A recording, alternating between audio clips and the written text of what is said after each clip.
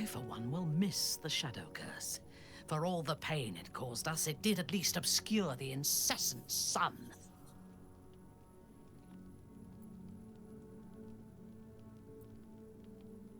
A true soul came to my city preaching a message of togetherness, accompanied by 2 novices.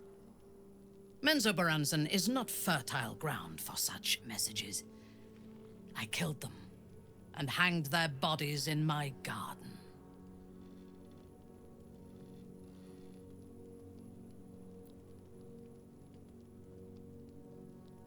I would have picked prettier corpses if my intentions had been aesthetic. This was a warning against heresy. I was not content with the warning, though.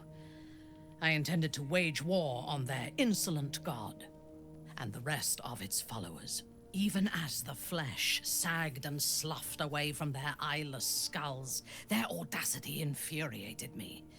I had to know where they came from. And whoever sent them was counting on my curiosity overcoming my caution. Yes. All it took was a simple act of necromancy, and the corpses told me where I needed to strike. Moonrise Towers.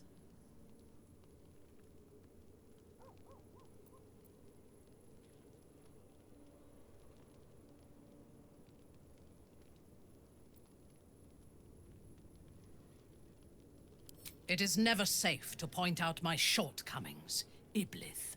But in this instance, you are correct. Moonrise is the site of my greatest failure. As it turned out, to my shame, I was defeated without even drawing my weapon. I came to Moonrise with a retinue of warriors and assassins, the best House Bainray had to offer. I expected a battle, but found a fully laden feast table and a welcome befitting a house matron.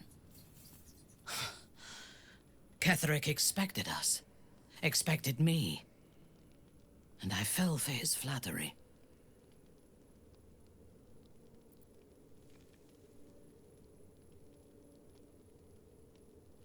Perhaps I deserved what came after the welcome as well. Ketheric proposed an alliance between Moonrise and Menzoberranzan. I admit I was captivated by him. He invited me to the head of his table as his guest of honor. I was wary, of course. If I had been in his position, the food would have been poisoned.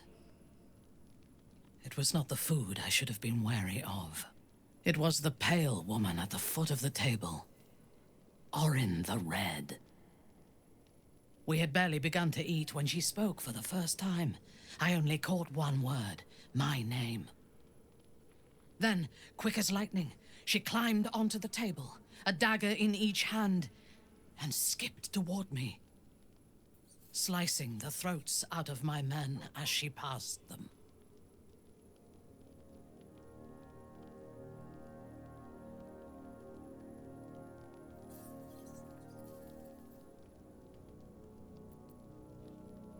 If it had been an option, I would have.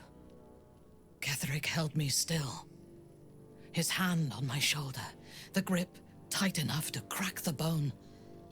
When Orin stood before me, she touched the dagger to my eye, drawing out a tear of blood. "I want this one," she said. Ketheric nodded his permission, and I was taken below. You've seen the horrors of the colony. Orin kept me there for days. She forced me to watch as my men were processed.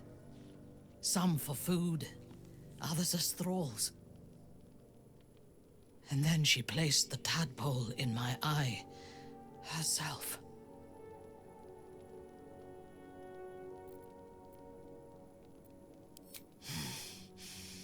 That is certain. You know the rest as well as I do. There were massacres before the Grove. Religious communities, mostly. Those who refused to convert. Then there was you, and now there is freedom. Soon there will be vengeance.